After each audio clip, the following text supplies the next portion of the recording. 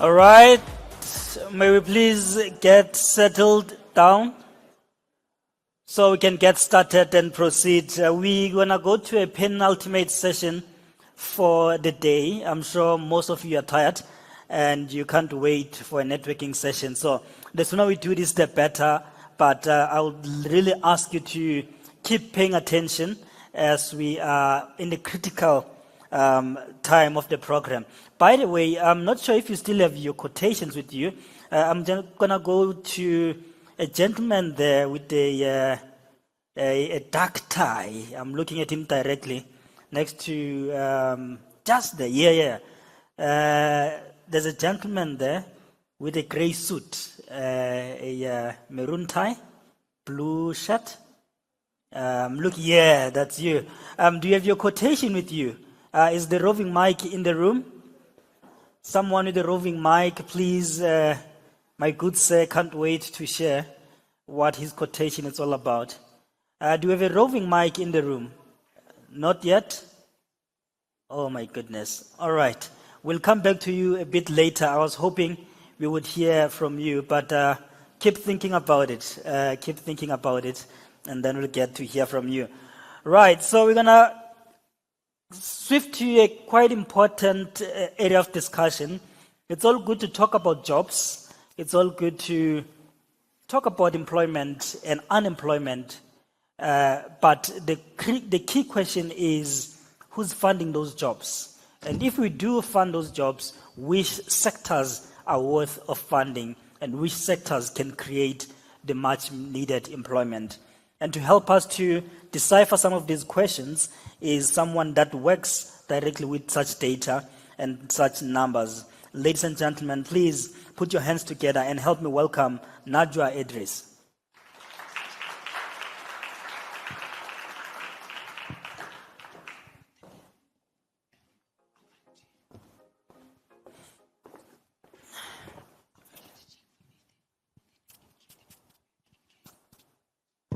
Buddy?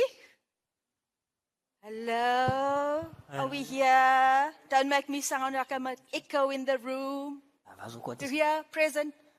So I don't want to be standing up here alone, right? So I'm going to invite Professor Haroon Bhorat. He's a man who ends his day with a cup of rooibos tea and chocolate, okay? But he's also an unfulfilled runner, having completed 3 Two Oceans half marathons, but struggling with age and a bad knee. And this man is going to issue the Jobs Fund with their report card this afternoon. Welcome, Professor Bhorat.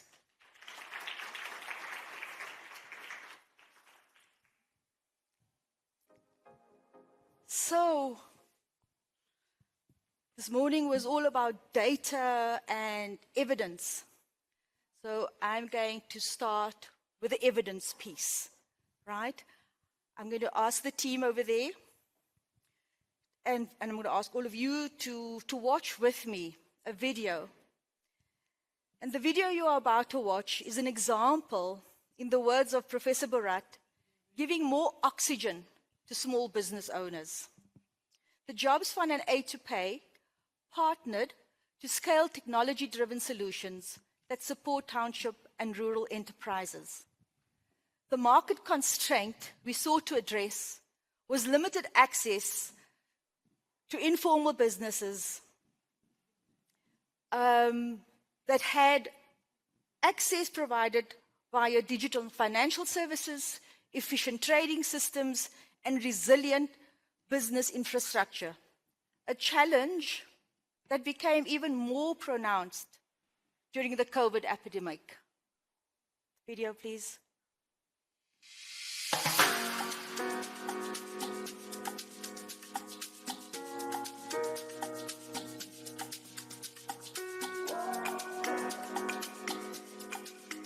Hello, my name is David Maluleka, and I've got a spaza shop, David's Manching Network, which is based on Dobsonville, Soweto. Because I started a business here, I created so it was a small tafulenyana. Then that's where the name came. It was David at first, Then Munch, you can the snacks, you can the sweets, and then Network, you can the phone, which was the public phone, and then you can have a time it's one gamchi. So that's where the Munch and Network, the Khalid's business ya rona ke simolotse ka 25 rand ke rekisa box A1 ya code motho ke berekang le ke maniaka, which is maniaka ke na a simolotseng amfa yona box A1 ya 20 ha ke re ke berekile ka letsatsi to carton le khona go e fetsa in the shop. The challenges se kopana le tsona mo businessing in most cases ke taba ya finance finance just because rona gona motho o bereka mntlu so ke taba ya gore ne re balance ka mo seteng ka mo re khona reka borotho re khona reka bopinyana re khona etsa so A to pay they offered me this machine ya bona pamphlet la gore no this machine works like a goodie ShopRite and Pick n Pays. You're gonna record the stock inside this machine and you're gonna see your sales inside this machine. You're gonna get profit ya gago gore o bereka yang ga gona store go go sna eng o tlo gona go bona mo motšhining wa ithuta gore ke eng e fela ke eng e sa fela. Every morning ha ke tsoga I check the machine ke a bona gore ke eng items tse di tsamaileng ke eng items tse di fokotsegileng and then ha ke ya go stock ke itse ke lata 1 2 3 4 5 just because machine o khona bontsha ke eng e fela ke eng e sa fela. So to bula shop ka 5 6 7 8 up until 8:30 busy that time. 9 from 9 to 12 1 ke mote mo simolang gonna slow then business push normally then ka bo 1 ka nako ya bana ba sekolo ya ga ba tswa go sekolo now ke mote mo simolang another traffic ya bana the snacks the sweets but from 5 ka ba buile ba tswa mosebetsing and ke mote mo simolang ya no go nna le traffic ya no go nna le line e telele it's busy go na le ntho e tsamaya then 8:30 ke mote mo re kwalang shop ya rona and then kana ka mogare then cash up the machine and we check stock or what the king is amazing king is and then from there we are gonna be busy for the next coming day.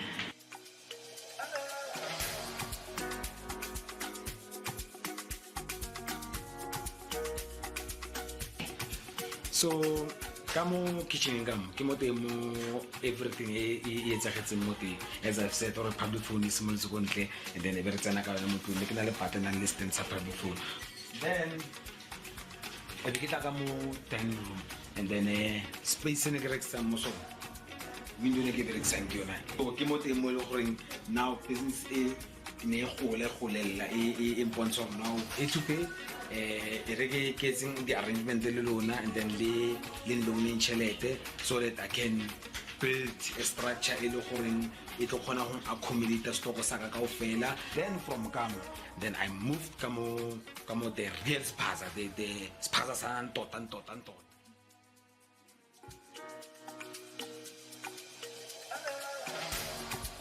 then the only thing I became more like I have from this whole thing then we keep thuba le mo gore tlo khone ke tse space ya di fridge ka mola then ke sona spaza se le gore from A kamontle re tla so up until ke to fela now I'm settled ka mo ke space se ke netseng fe tla le yong ke to ka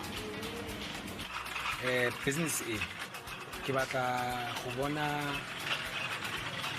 bana ba go gae ba ile gore ba bone every step e ke tsereng mo businessing but it's important gore ke batla ba bontsha bone ba go gae gore at least ga ba ka gata mo ke gata mo teng so that in the next coming 5-10 years when I count na inna ke be ke ba hutang mosebetsi o do khona go tshisa rona mo family united. I think it tla etsa gore re nne more bigger than this. Dumelang le bitso la ka ke Manta Maluleka ke nna Najwah Edries. So re simolotse business ka 2011 in hope for re tlo godisa business e ya rona ne re bona e le a bigger one. Re movile from this joint re go the bigger joint and then re na le di branchnyana from different places. So best advice, concentrate guys, try gore o communicate le customer tsa gago budget o focus mo business ya gago o sa ba khatla motho o bontsha motho gore wena you've got this but focus, then you see you achieve what you want. Sure.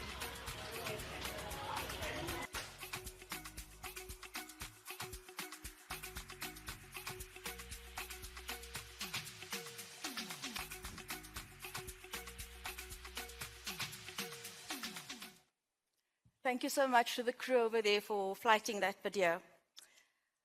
South Africa's unemployment challenge is too large and too complex for any single intervention to solve.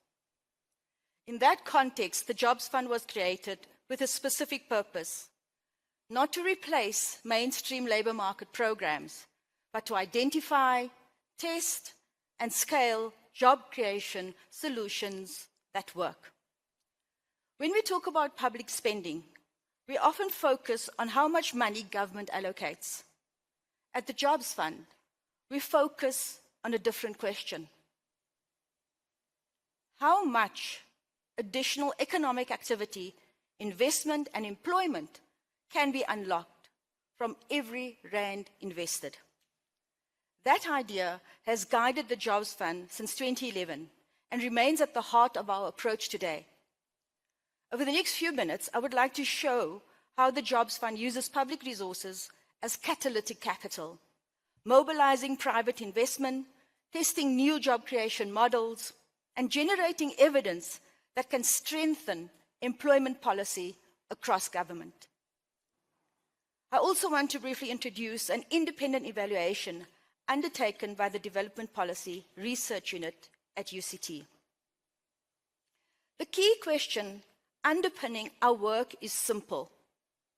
How can public funding be used most effectively to unlock jobs, investment, and innovation at scale?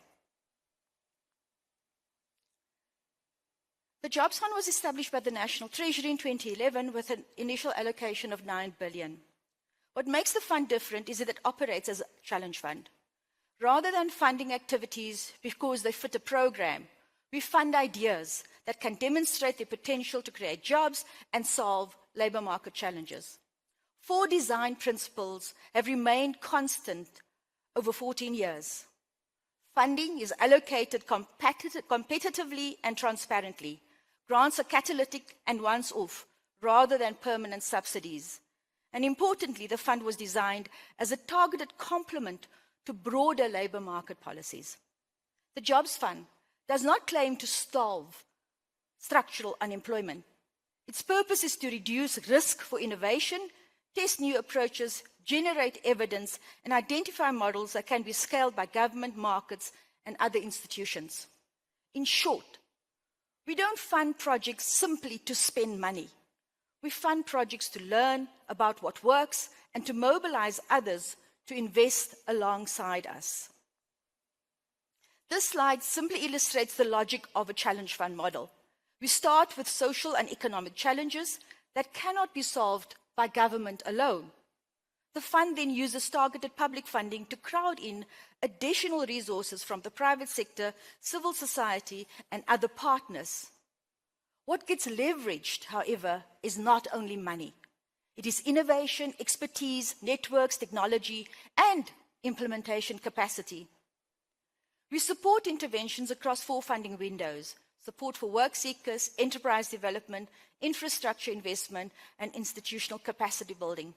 So look at both supply side of the labor market as well as the demand side. Importantly, most of our investments work on the demand side of the labor market. This reflects a fundamental reality. South Africa's biggest labor market challenge is not only preparing people for work, it is creating sufficient opportunities for people to work. The ultimate objective is not to fund projects indefinitely. It is to produce tested solutions that can be replicated, expanded, and institutionalized at scale. This is where the economics of the model become particularly important. Since inception, the Jobs Fund has disbursed 7.8 billion in grant funding. Our partners have contributed 15.8 billion alongside that investment, creating a total portfolio of 23 billion. In other words, every rand invested by the Jobs Fund has mobilized more than 2 additional rand from our partners. For National Treasury, this is one of the most important measures of success. The objective is not simply to spend public money. The objective is to use public money strategically to unlock far greater levels of investment and activity in the economy. Across 184 projects, this funding has supported businesses, communities, work seekers, and entrepreneurs while maintaining a highly competitive grant cost per job. And beyond the numbers, more than 3 billion has gone directly into the hands of beneficiaries through salaries, wages, and stipends. That means public expenditure has translated into immediate economic participation and household income. Beyond the jobs, the portfolio has supported more than 63,000 SMEs, almost 17,000 emerging farmers, and nearly 600,000 individuals through work readiness and skill interventions. Ladies and gentlemen, the most important message on this slide is found in the lower panel. The Jobs Fund was never intended to be judged only by the number of jobs. We're not a mass employment program. Its broader role is to function as government's innovation laboratory. The real test for us is whether solutions proven through the Jobs Fund support go on to influence markets, government programs, and national policy. That is why we are particularly proud of examples such as SA Youth Mobi, which has become a national platform connecting millions of young people to opportunities. The replication of the Black Citrus blended finance model, a model for blended finance in the agriculture sector. The influence of Aid to Pay on the design of the Spaza Shop Support Fund, and Harambe's contribution to more inclusive hiring practices in the rapidly growing business services sector. Many others have been exhibited throughout the day on the media wall. These examples demonstrate something important. The greatest impact of a challenge fund is often not the projects it funds, but the system it changes. After many years of implementation, we believe the fund should be assessed through independent evidence. For that reason, the Jobs Fund commissioned the Development Policy Research Unit at UCT, led by Professor Haroon Bhorat, to independently evaluate the fund's 2 largest funding windows over a period of 2012 to 2024. The objective was straightforward: to rigorously assess the fund's contribution to employment creation and to generate practical lessons for future labour market interventions. The value we submit of any policy instrument ultimately rests on credible evidence, not internal reporting. The evaluation moved beyond simple asking how many jobs were created. Instead, they asked 5 policy-relevant questions. How much did these interventions contribute to employment growth? Why do some projects outperform others? What constraints limit success? How do different design choices affect results? And what lessons should policymakers draw when designing future labour market interventions? These are fundamentally questions about effectiveness, additionality, and value for money. The goal is not only to understand whether interventions work, it is to understand why they work, under what conditions they work, and how successful approaches can be replicated at scale. Ultimately, this is the purpose of the Jobs Fund: to turn public investment into evidence, evidence into policy, and policy into larger and more sustainable employment outcomes for South Africans. The question now is not whether the Jobs Fund created jobs. We know it did. The more important question is what those results tell us about designing labour market interventions in South Africa. To help answer that question, I would now like to invite Professor Haroon Bhorat to share the findings of the independent DPRU evaluation and the lessons it offers for future employment policy. Prof. Bhorat, over to you.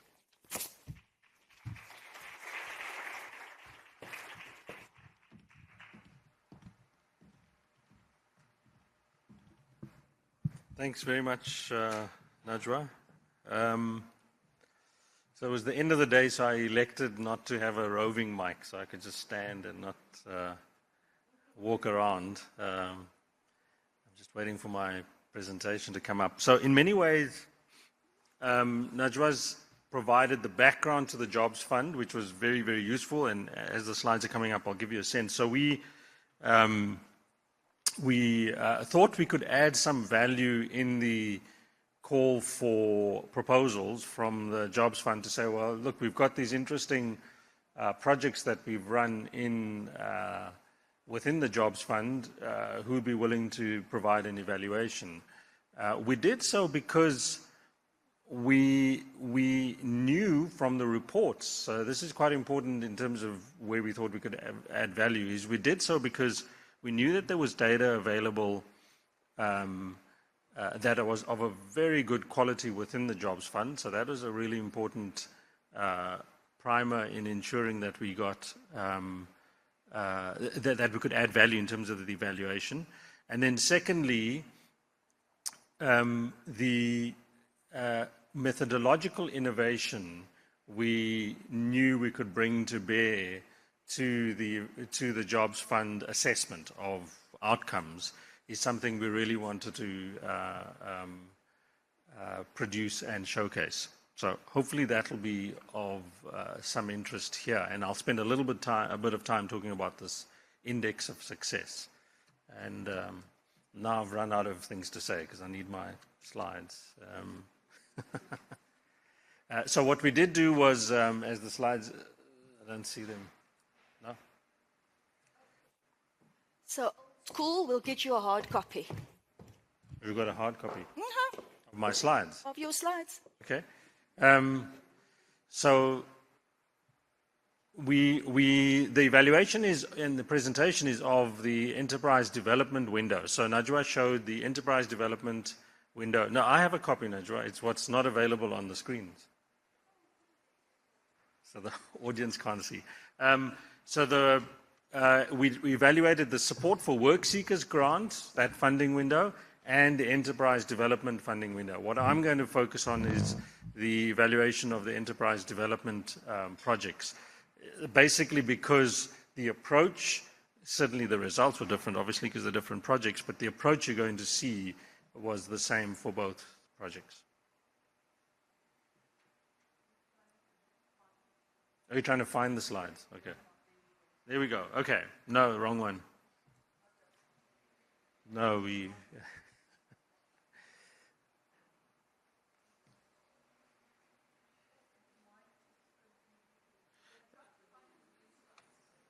So there should be two presentations. I sent the second one through.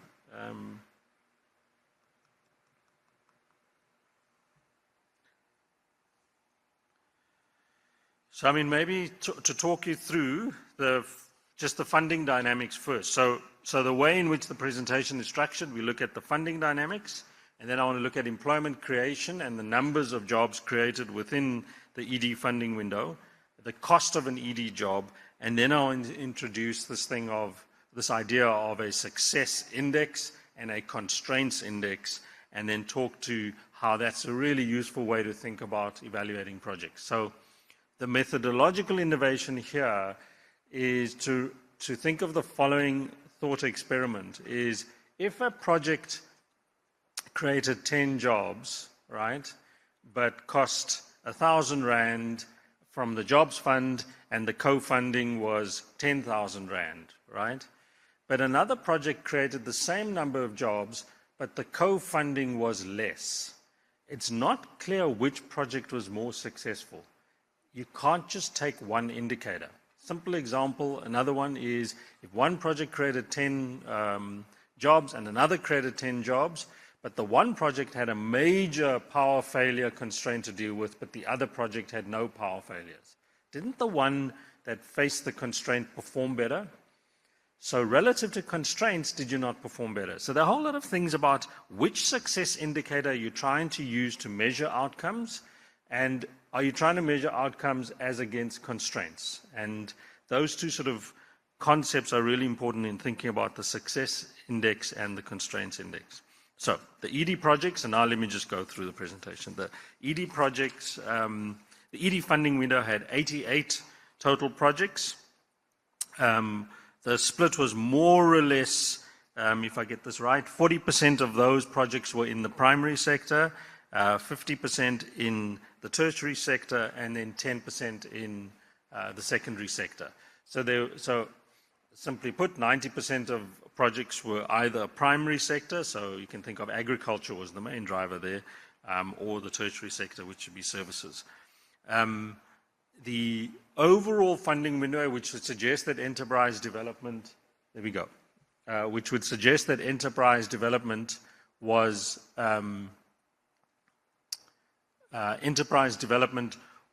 the dominant funding window. You can see that, right? That the overall funding we see for this funding window is about 13.4 billion, but again, you see the matched funding.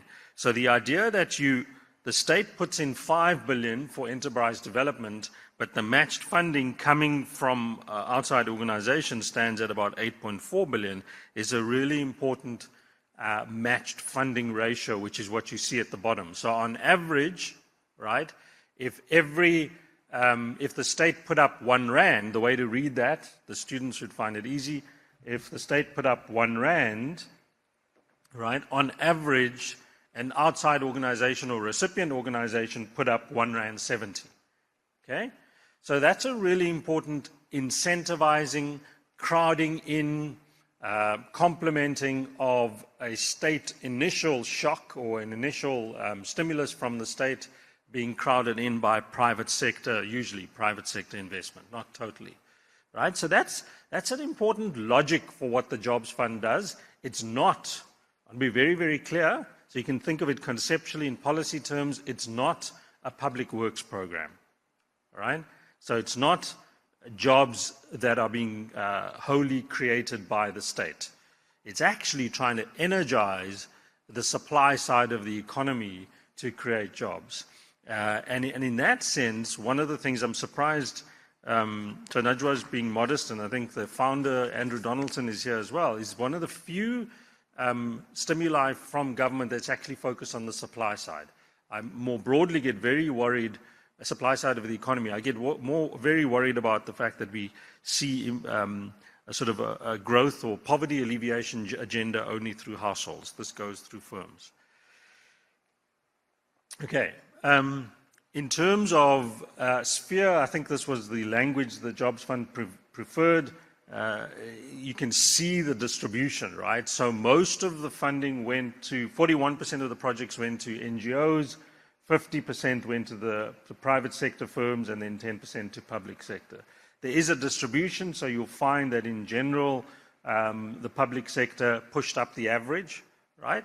But if I take that 1 rand 70 average of mine, because the NGOs are below the 1 rand 70, it's more or less on par with what an average private sector firm was giving. So an average private sector firm was giving about 1 rand 90 for every 1 rand of funding from government. So again, across the 88 projects, I think that's a good matched funding ratio.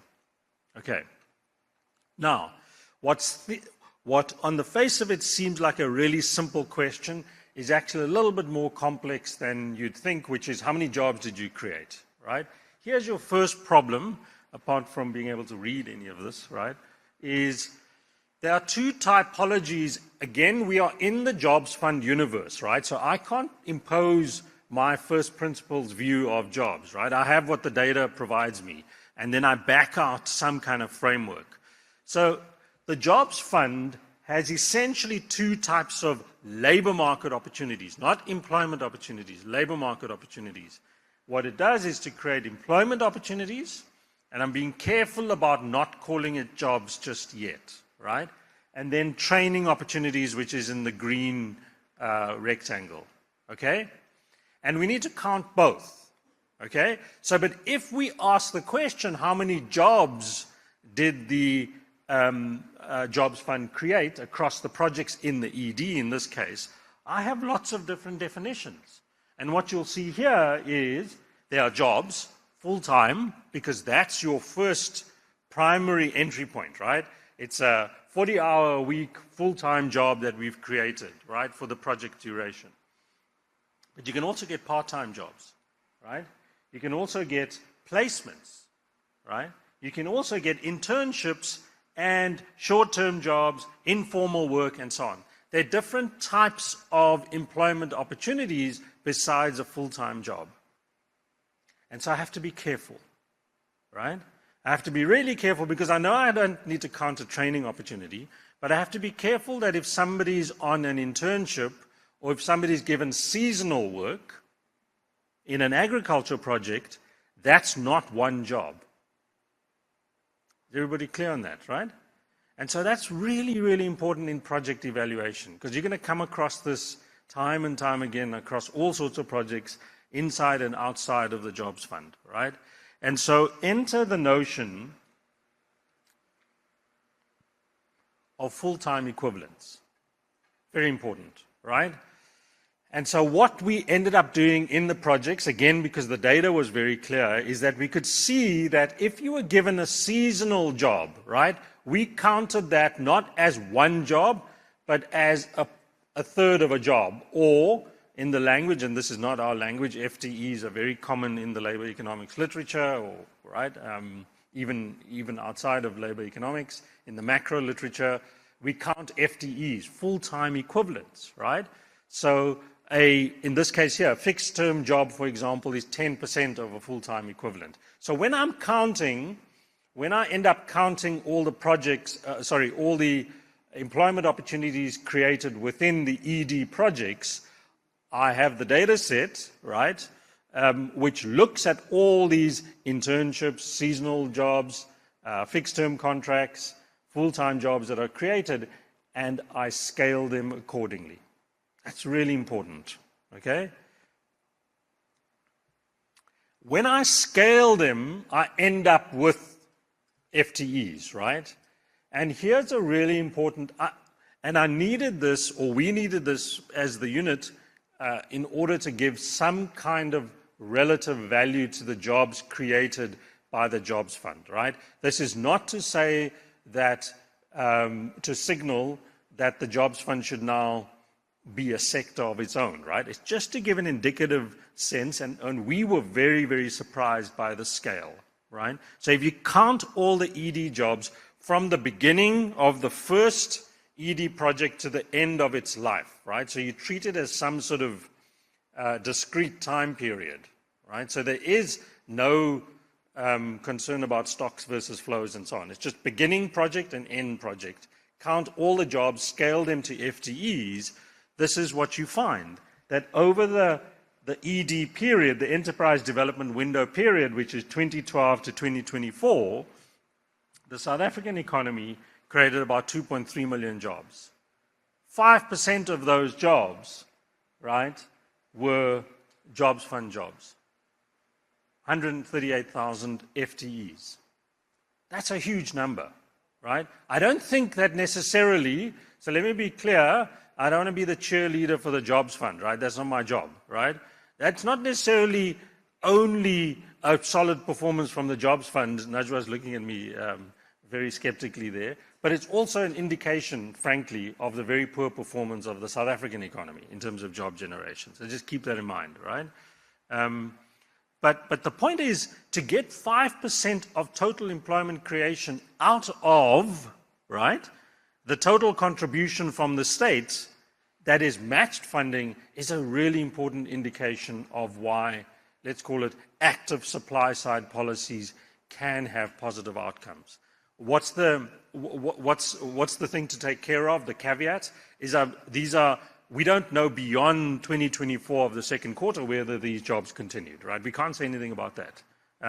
But certainly, as the first primer of was the ED a success, My word, I do think it was, right? I mean, 5% of total employment generation on an FTE basis seems like a pretty sterling performance. Again, we can go through the targets by individual, and I'll come to that later actually. But we do look later on at targets by gender, by race, by disability, and so on, and youth and non-youth. You see the formal targeting there, but I want to hold off and show you whether the Jobs Fund has achieved all those targets relative to some baseline. Okay. But here's the backing out of the numbers that follow from that methodology, which is the FTEs, right? And what you see is the total employment opportunities, now I'm counting all of those, right, constitute about 54% of the total labor market opportunities. So that's that 138 I counted, right? That's about 54%, okay, relative to training opportunities, which constitute 46% of all the activations, if you like, through the Jobs Fund. So one of the things I think we do need to be aware of is that the Jobs Fund is probably a jobs and training fund, right? And the unobservable from this evaluation is how many of those training opportunities then resulted in employment opportunities. We don't see that either, right? So there are all sorts of add-ons and follow-ups that we can't observe. But in essence, for every one training opportunity, we had 1.19 or 1.2 employment opportunities that were generated. Okay. I want to, though, embed this in actual numbers so you could see, and again, unfortunately, not that clear, but there's the top number here is the 138,000 jobs created, right? But the overwhelming majority of these employment opportunities are actually jobs. So the good news is, right, is because I mentioned the FTE, but I didn't tell you what share of total employment opportunities were part-time jobs, seasonal jobs. So it turns out that the overwhelming proportion, right, 108 of the 137,000 of the employment opportunities were full-time jobs. So the good news is that the Jobs Fund is generating, let's call it sustainable rather than part-time or seasonal jobs overwhelmingly, right?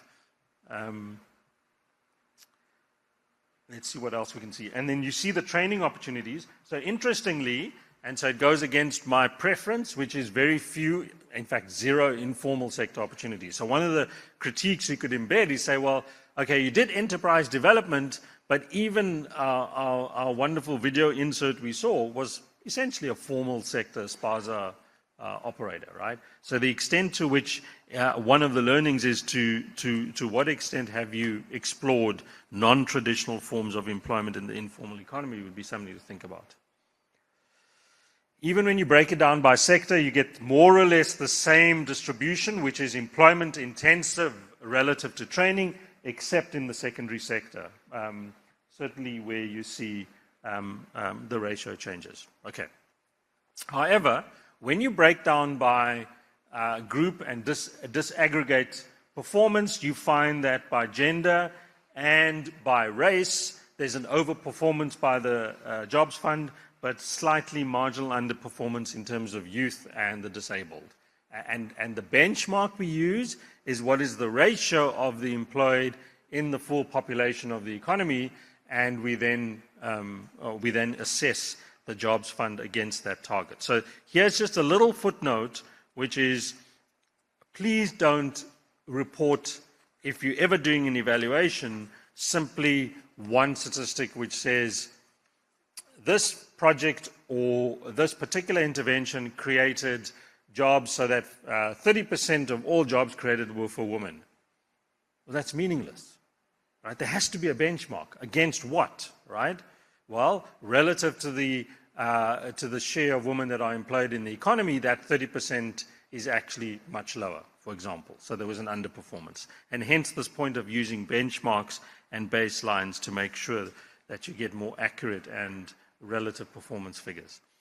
But how costly was the ED jobs? And so we find if we back out estimates of that 138,000 jobs, right, we then look at the new jobs created, the 108,000, we end up with a per FTE job creation of about 8,000 Rand. Okay, that is fairly consistent by sector, except for the secondary sector where you tend to find the jobs are far more expensive.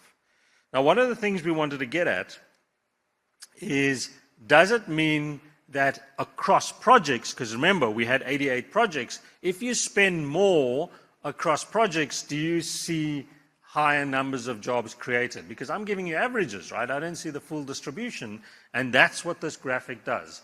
It's a simple linear relationship scatter plot across all projects to show as the grant value goes up, so I've taken the log of the grant value, so do the number of jobs created go up. And you know from your matric maths that the slope will tell you that marginal impact, right? So for every 1 Rand that you spend, it turns out that an additional job pretty much is created. That's a really powerful result, right?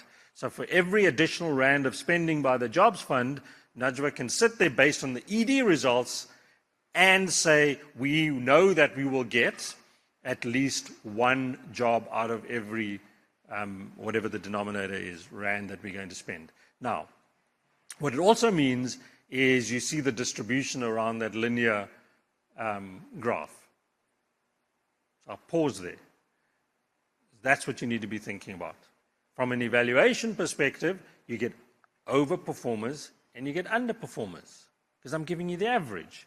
So that you can immediately, with this slope, say, well, I've given you more money, but you're creating less jobs. Or I can look at my projects here and look at those projects that are performing below the line or above the line. That's a really important result, right? So think evaluation terms all the time. So it's through a simple linear regression, which is just what this is, you back out an evaluation tool.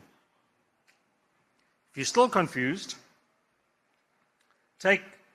this is the grant value here. Yes? Now I wish I did have the roving mic. So take that simple linear regression, which is putting you to sleep and you're thinking, oh, that's the slope and so on. But look at this grant value. So if you take a grant value that's somewhere over here, let's call that figure 19, and there are a whole lot of dots at 19. Do you see that lined up as a vertical line? Yeah? That means across 19, there's about 1, 2, 3, 4, 5, 6, 7, let's call it 10 projects where the jobs created is different. So what that tells you from an evaluation perspective is that there's a distribution. I'm getting really labor-intensive projects right at the top for my 19 Rand, and I'm getting those that are less labor-intensive. That's the logic of a simple, let me correlate grant value against jobs scatter plot.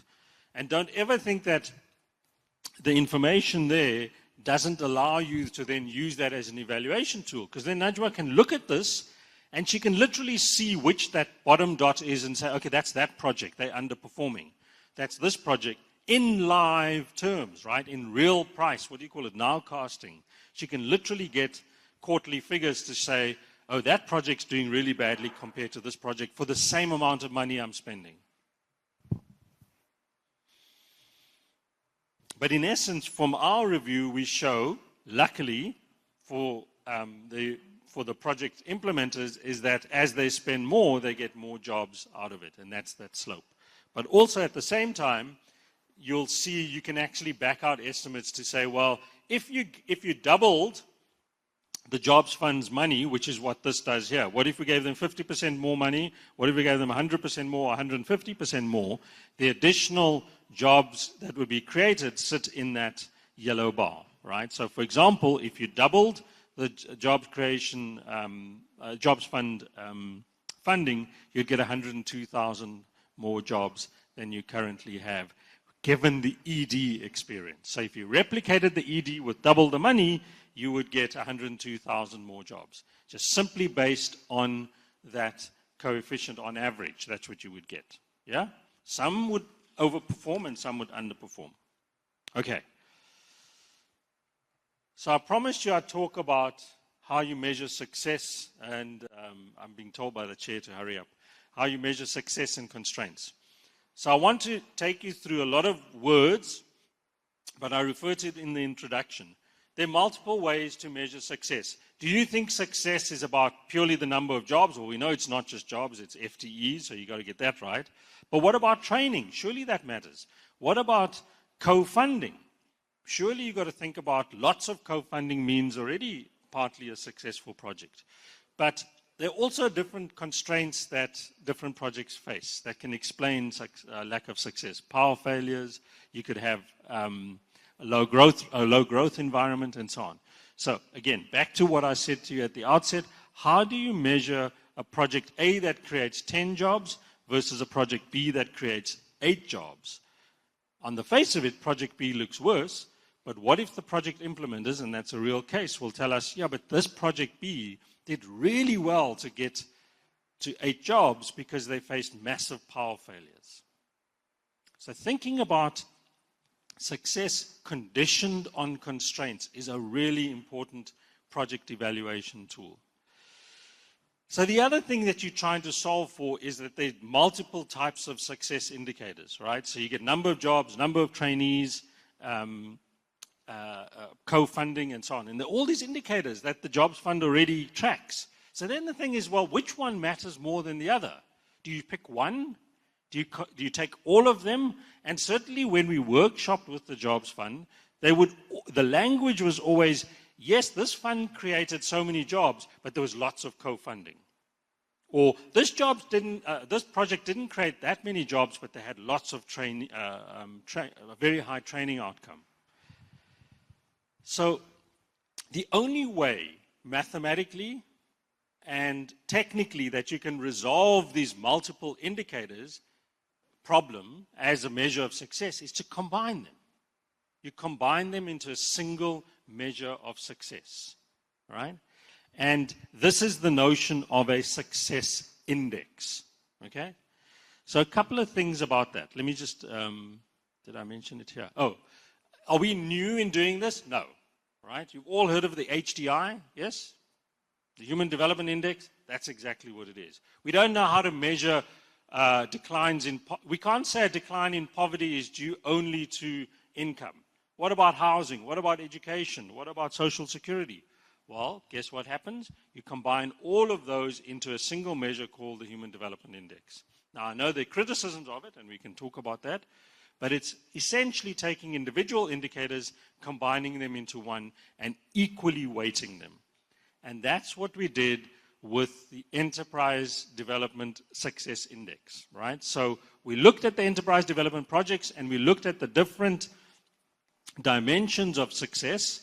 So, for example, total number of jobs created, the ratio of matched funding, the share of funding from loan capital, the number of distinct funding sources, and so on. All of these became different categories of success. We weighted them equally, and we combined them into a single measure of success. If you wanted the technical details, we can give you those, but you normalize the numbers so that lower is worse and higher is better. It's a very standard way of doing this. The Alki-Foster method does it. And so when you weight equally, you come up with a single number to say, how did this index score? How did this project score? All right? The thing to remember, just so I can clear the ways for all the questions, is you can change the weightings and you can change the choice of indicators. So you don't have to equally weight. You can say, I want to weight jobs more than everything else. I have 80% weighting for jobs and 20% for everything else. You can do that. Or you can say, actually, I'm really not interested in dimensions 2 and 3. I only want to look at jobs. That's the only indicator I'm interested in. Give me that and measure success in that way. Fine, not a problem. You can impose the rule that you want as the policymaker, but be careful, all right?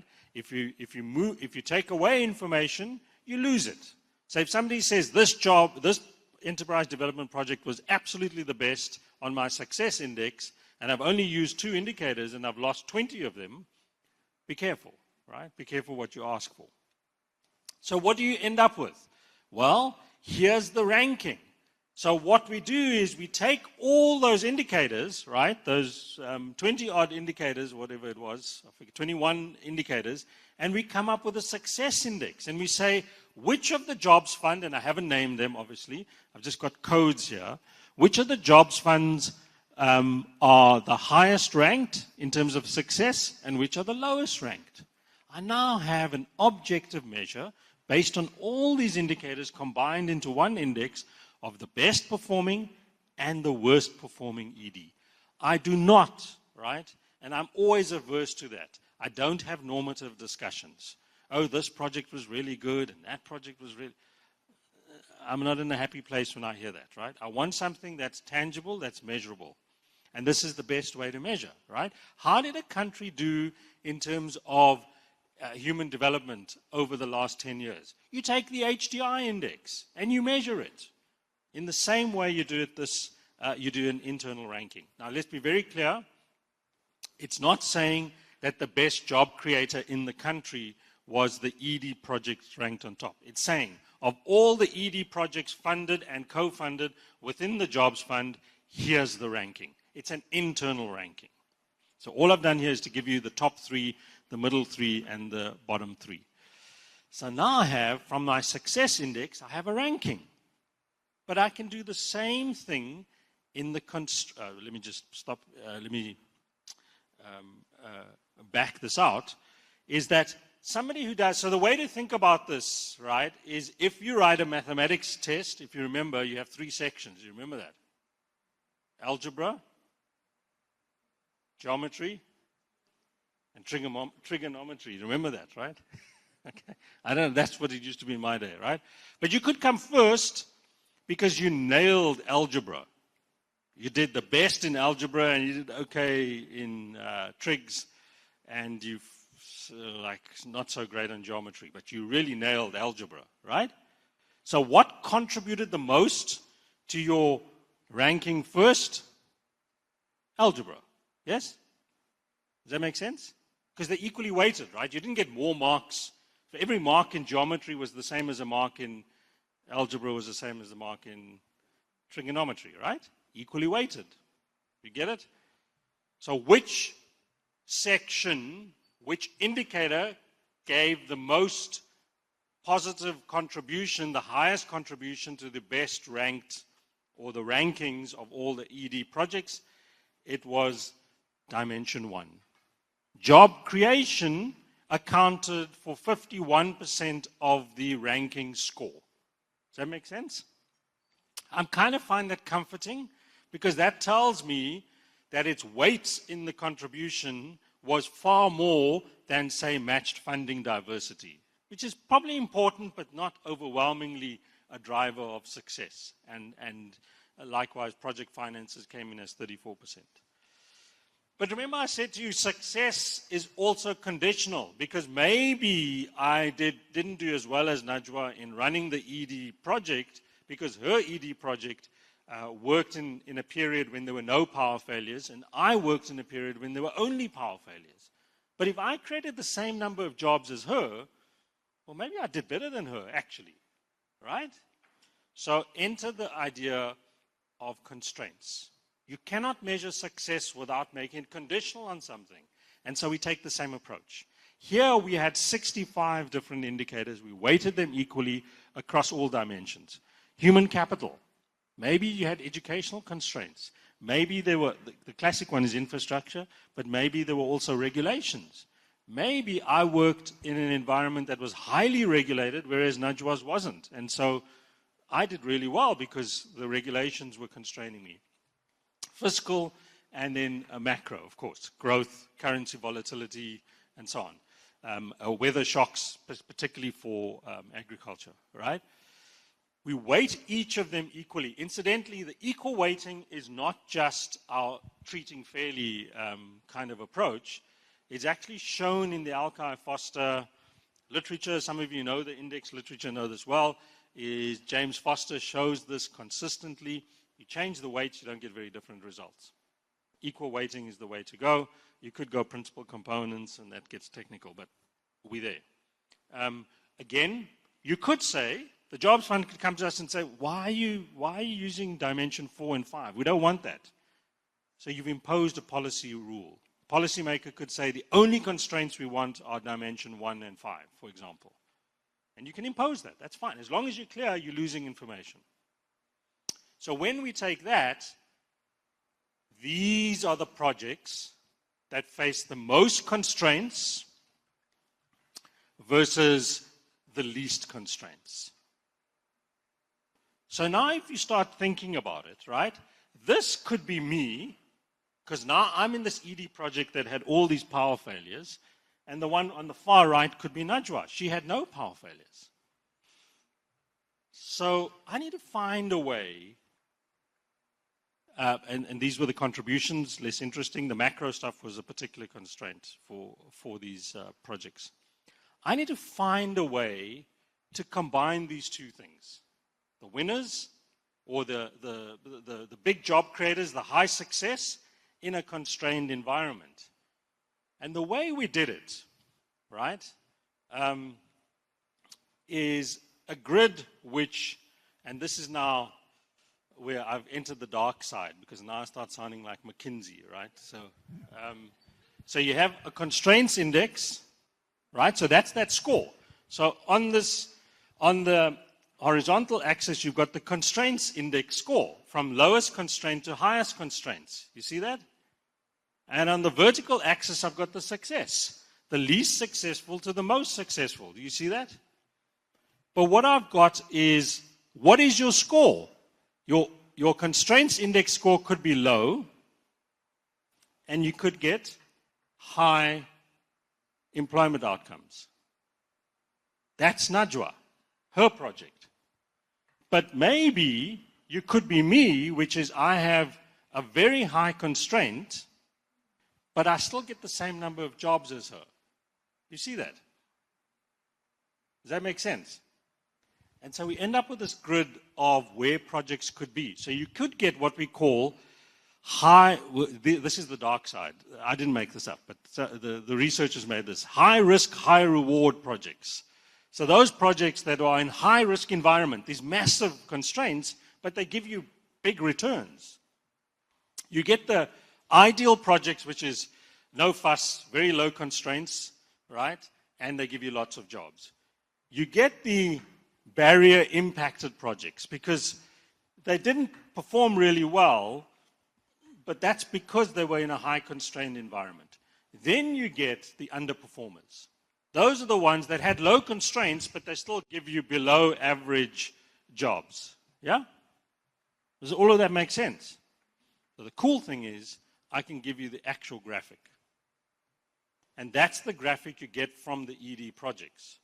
So in the ED projects, each bubble, where the bubble size is the number of jobs created, each quadrant is then fitted into a project. So I can tell you this project, the orange projects exceeded expectations. They shouldn't have achieved that many jobs above average, right?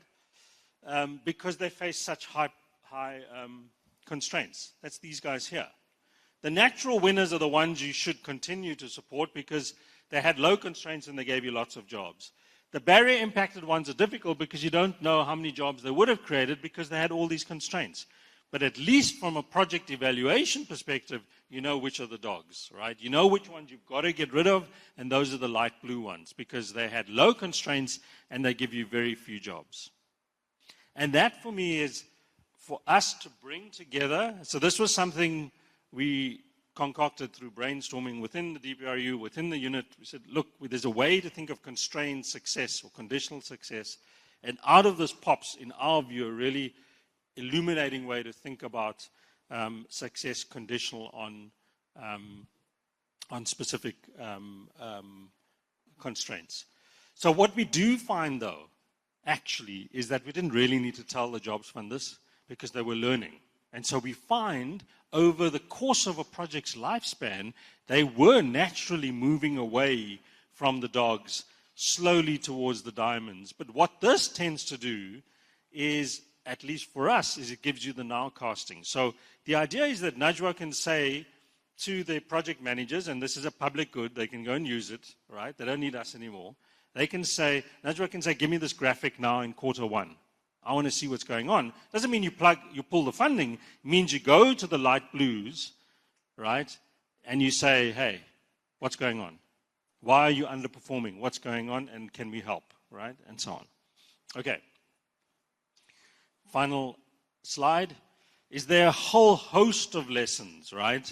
Many of which I think Najwah actually alluded to at the outset. But for us, there's a whole lot of strategic lessons. Some of them, I would rather just pick out a few of them, is the macro environment is crucial. It's very difficult, right, to kickstart in a sort of El Nino year, for example, right? Really sort of growth enhancing, employment generating agriculture projects. So the macro environment is crucial. That's an important strategic lesson. Sectoral diversification will differ, so we can show those bubbles, for example, by sector. You can see which sectors will struggle relative to others because of global competition. The operational lessons is that you've got to have an adaptive project design, and you have to be flexible. So the idea that you can pivot away and into some projects and away from others is something that lives in the data, in our view. And then finally, from the financial and sustainability lessons perspective, I think the model works really, really well. It's linear in matched funding, so the more matched funding and the more funding, it's certainly better, at least on the basis of this evidence, and it doesn't seem to be tapering off. So, and that seems like a positive outcome. But let me leave you with the idea that at least what I try to do in this input is to give you some of the tools to think about project evaluation within the context of using what I think is a very deep and interesting academic literature around indexes, right? And using the index literature to bring to bear as a project evaluation tool. Thanks very much.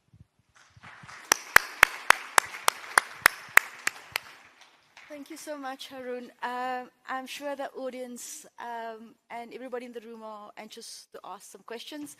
So instead of me leading off with a question, I'm going to give it over to you. And I don't know where Vusi is, if anybody is tracking the online audience, if there's any questions from there.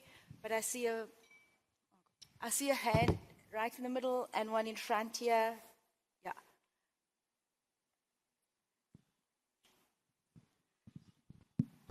All right. Thank you so much for the presentation. I am Maremo Mphahlele is my surname. I'm a student at the University of Johannesburg. I'm doing my master's in competition and economic regulation. So where I work now, I'm attached to an organization called National Agricultural Marketing Council.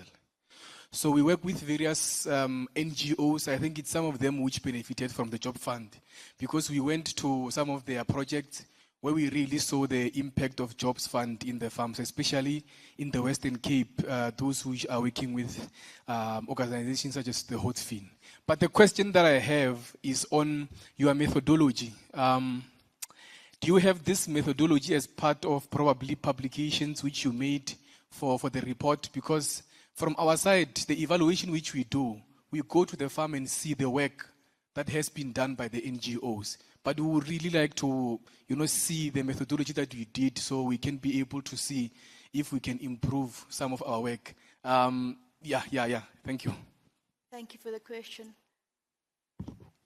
Yes, it's available. And you have an answer. Good afternoon. My name is Yanga Macheke from Nelson Mandela University. I am a master's candidate in economics. My question is, how would you distinguish between economies of scale in larger projects and the causal effect of additional grant funding on unemployment? In other words, does an elasticity of 0.945 reflect program effectiveness or mainly the project size? Thank you. Thank you. Okay, sorry, it's me again. My name is Gracious. I'm doing my PhD in economics at Stellenbosch. My question is also around the methodology. I think I might have missed this, but when you were evaluating the success of the Jobs Fund, did you employ a quasi-experimental methodology? If not, how did you account for omitted variables, endogeneity? So the omitted variables could be stuff like regulations, as you mentioned. And does formulating an index deal with these issues, or should we be interpreting these results as correlation and not a causal relationship? Thank you. Thank you very much. And then take one from you, Vusi, from the online audience. Sure. Thanks, Najwa. And look, I think there's Anonymous with a rather simple yet profound question that came in. Straightforward, which sectors are worth of funding to create more jobs? Which sectors are worth funding to create more jobs? But Anthony Hazel asked a question that sort of lacks context, and I hope you'll understand what he means. What about labor absorption rates of trainees versus overall population? This probably around one of the statements you made.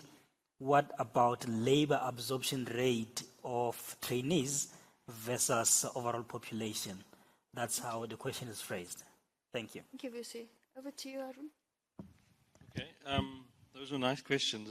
So the economies of scale question is precisely that, right? So the idea that the slope is 0.945 or whatever means that if the indicator of project size is funding, then that's on average what we're showing is that larger funding should have a one-to-one relationship with jobs. That's effectively, in log terms, right? That's effectively what that relationship suggests. Now, if you extend the idea, you can run a whole bunch of bivariate scatter plots, right? So you can say, okay, well, did matched funding, right? Did an increase in matched funding result in the same one-to-one relationship? Or, right? Or, trying to think of another, you could even take training opportunities. Did more training opportunities mean, right? So you've got to be careful because of the causality, but the most obvious is if you spend more, are you getting? Why we were interested in that is because you don't want any non-linear relationships. So as the sample size grows, do you find that this thing doesn't, that the thing starts looking non-linear? So at some point you figure out that you're getting a declining return for every amount that you're spending. Now, what's more interesting for me is on the sectoral side is, and that relates to the online question, is that clearly some sectors will create fewer jobs than others. So some sectors are more naturally labor intensive, like services. Primary here is not mining. Because it's agriculture, you actually tend to see lots of jobs being created. Secondary doesn't create as many jobs as tertiary and primary. The thing I will say, though, is even though it's a jobs fund metric, is it possible that you think of industrialization as the success determinant, and in that measure, the secondary sector support is actually crucial despite it not creating as many jobs because you're supporting industrialization. No, so for Rachel's question, we obviously couldn't do a national experiment because we had the data, right? So we didn't have other projects that were next to jobs fund projects that looked the same in the same area and that didn't get jobs fund support, right? That would be the experiment. We don't observe that at all. So what remember, what we're not trying to do is establish causality. That's not the purpose. What you're trying to establish is what are the determinants of success? A very different question, right? And that's how we provided the ranking and so on. I think it's a great question which we didn't explore, which is, which was my bivariate point. So do you find that more trainees, if So there's two questions embedded. If you had more trainees, did you have more jobs? We can look at that. But did the number of trainees lead to job creation for those trainees is something we don't observe, because we don't observe them after the project. So that's, again, a sort of post-project follow-up. But I think I can respond to that. So in the Jobs Fund, we'll never fund a project and only fund the training component. The training component must result in a placement. So we lock our partners in. You don't train for the sake of training. You train for what the demand looks like. And after you've gone through that training program, there is a transition into a job that is facilitated through the Jobs Fund partner. So there, it's 0-0 time, everybody. But I just wanted to give the audience an opportunity. If you go to the Slido poll, do tell us, do you think that the index approach is a useful starting point for the assessment of labour market interventions? We'd like to see your answers up here. And then to you, Haroon, the Jobs Fund is a learning fund. What do we do better? We open up a new funding round. What do we focus on? Yeah, so actually, I mean, the big plus for us is that you had good data. So I think, so keep doing that, right? That's the first thing. Maybe different funding windows would make it be strategic about the funding windows. So just to repeat what I said earlier, don't choose agriculture this year because of El Nino, for example. My pet, of course, would be to look at informality and look at micro enterprises, and that kind of funding window would be useful.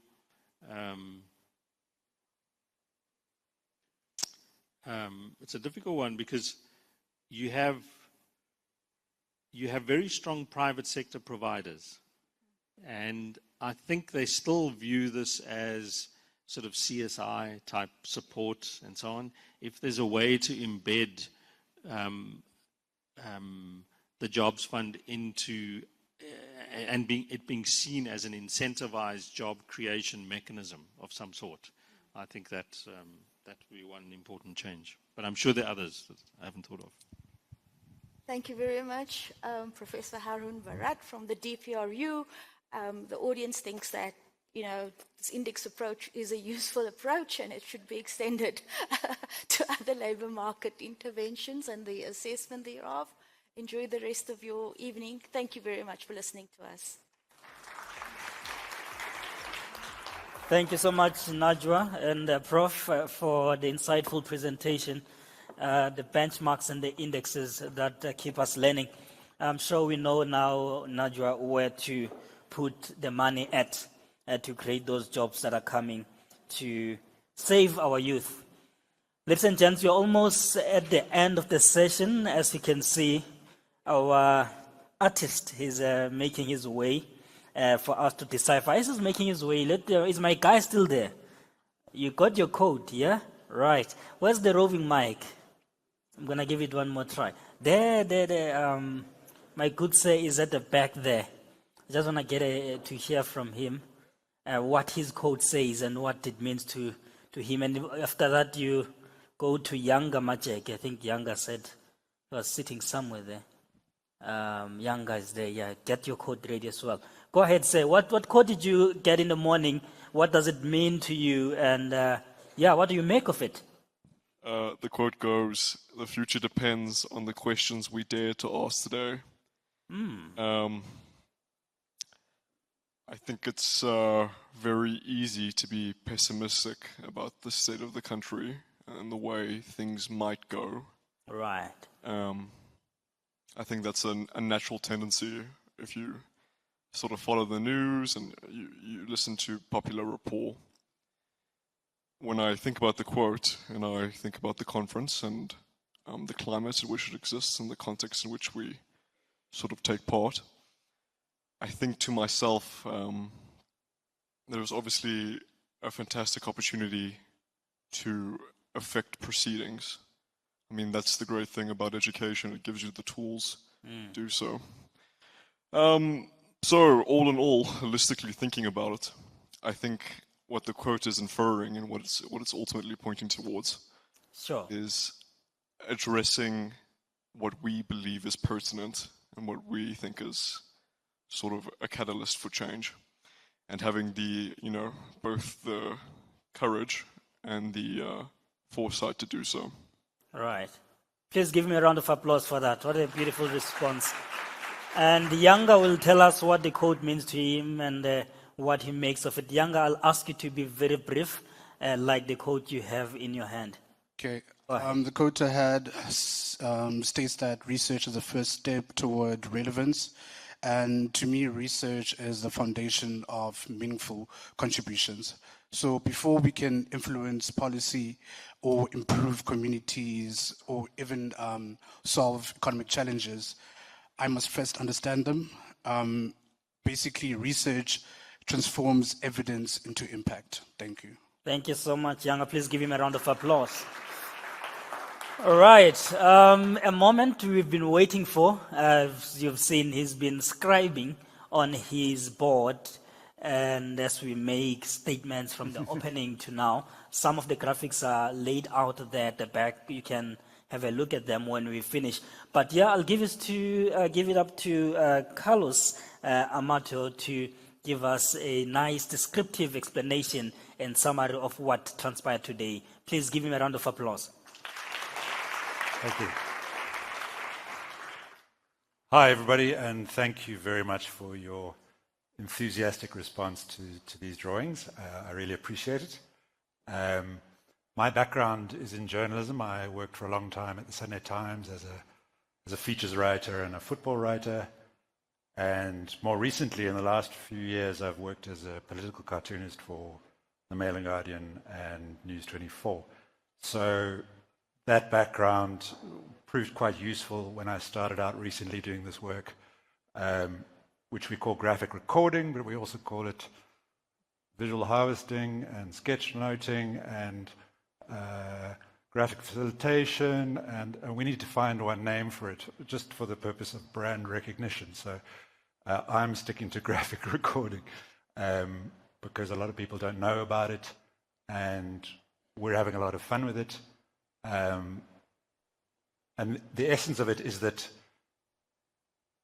when you combine words and pictures, you get a better grip on ideas, because ideas are slippery, and if they're presented and condensed using PowerPoints, which is a very familiar language, and very kind of, you almost fall asleep when you look at a PowerPoint often, no matter what's in it. It could be telling you that you're about to win $1 million, but because it's in a PowerPoint, you can't really absorb it.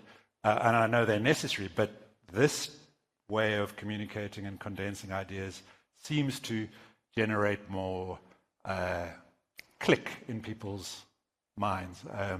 Not because I understand the issue more than you guys do. I don't at all. I'm not at all an expert in this, but all I have to do is listen very closely and try to extract the essence from a layman's perspective and create a visual metaphor for it. So these 6 drawings seem to be the ones that work best. I'm just judging by the response, but also the ones that I enjoyed most. And yeah, it's about, trying to find a light metaphor here and there. Evidence and empathy must get married to find the way forward.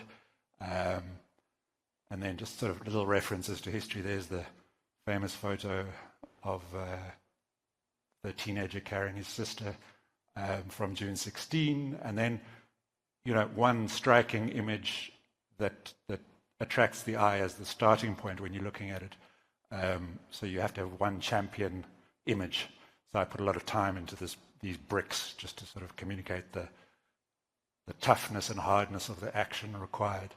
And in this one over here, Prof. Bhorat just gave me metaphors non-stop. It's great when a speaker uses smoking guns, creative destruction, etc., etc. And here's South Africa looking in the mirror and seeing Europe and wanting to look like Europe. As it happens, I yesterday came back from Mexico. I was doing some writing on the World Cup and on other stuff in Mexico.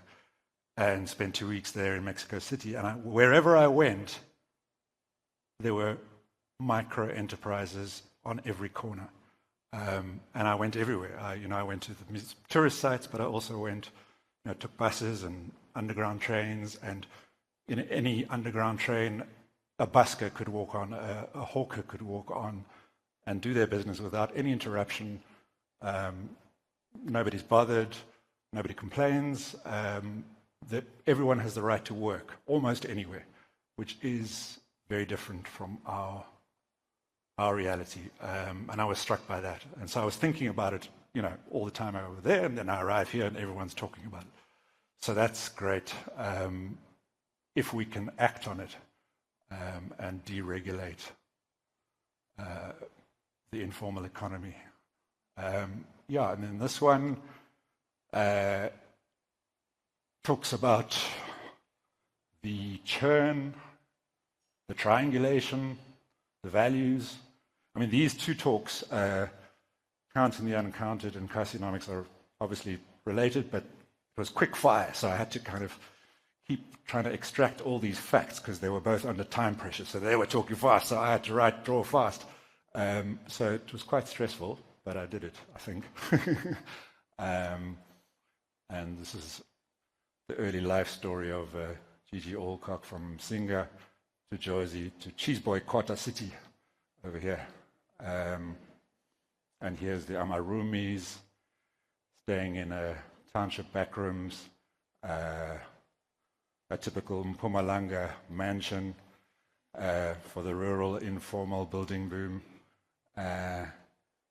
and Bucky ownership, Bucky hire, and here are the other key Cartoonomics products: renting, muti, food, hair and wigs, transport, etc. And down here, I blame this one on the jet lag. This is a sort of strange alien creature with a wallet combined with a pair of binoculars as an image for the Jobs Fund, which backs partners, but it also generates insight at the same time. So I take no responsibility for that one. And here, this one's about the three views of about measuring unemployment. It's a bit crowded, but I think it works well. I like the crab suggesting our sideways growth statistics. So thank you very much. My details are over here if you would like to hire me. And it's been a pleasure to deal with such interesting material. So thank you for looking. Thank you so much. Carlos, before you go, so that we're clear, you don't have a hidden printer there that you had to stick these things here, all your drawings, right?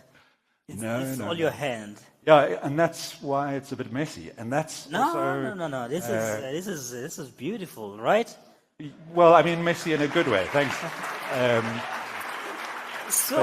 But on that issue I think it's all the more enjoyable to watch someone drawing by hand these days because we're getting used to AI summaries, and a robot could do this, but they would do it in a very tedious way, I think. Yeah. Quite a compelling depiction of South Africa reflecting itself to Europe and what you experienced in Mexico, which is a developing country. It's opposite to what we do here in terms of the sectors. So that was quite compelling. What do these black spots behind the reflection represent then? There I drew a wonky line outside. Right. I had to cover it up. So no significance at all? No. Well, it could be unconscious, the darkness of trying to be Switzerland. And the gun, what are we saying about the gun there? That's just the metaphor that Haroon used right at the outset. Right.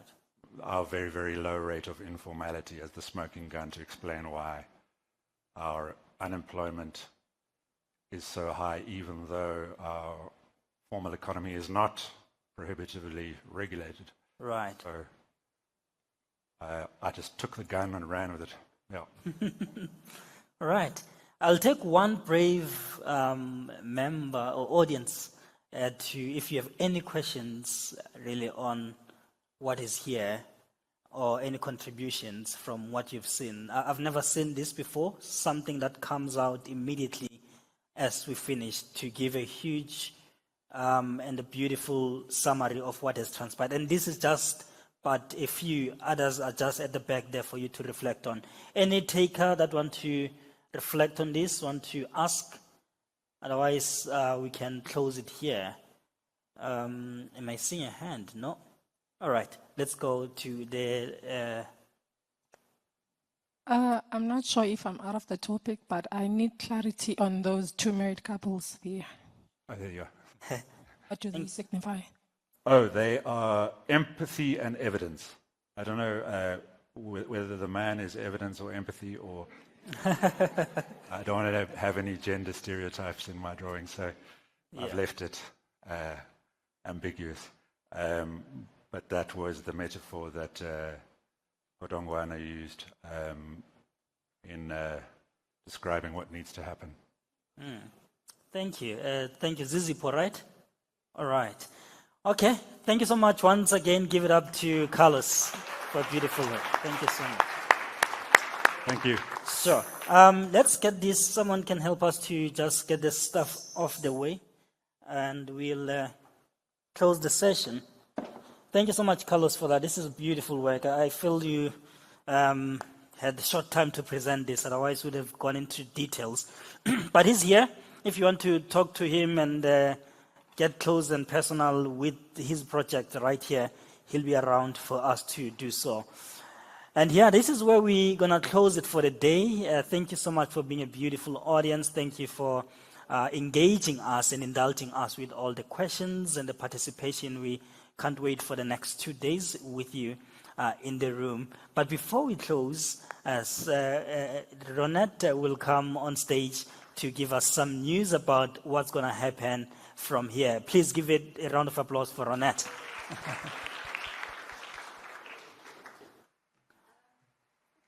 Yeah,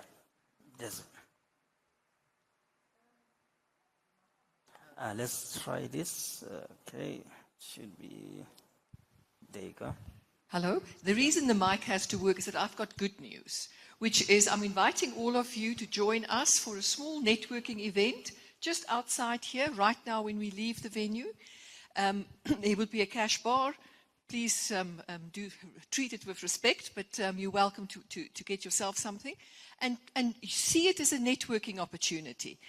I have said to somebody here earlier today, what you should be doing is that by the end of this 3 days, you have a list of 5 names of people that are not in your university, that you didn't know before you arrived here, but with whom you're going to have contact. Make this the start of your networking for your career ahead. So please, join us here for a small cocktail and a bit of networking. Thanks. Thank you. Thank you so much, Ronette. Thank you. That's how we're going to do it. We're going to have a networking session. But I understand there is evaluation that needs to take place. Are you going to load an evaluation as we go to a networking session? We can complete the evaluation for the day. Let us know how we did for the day, where to improve and what not to do, and what we should continue doing. But beyond that, thank you so much, Makubo, for being a wonderful co-host. See you tomorrow. Ladies and gentlemen, you've been fantastic. See you all tomorrow. Thank you.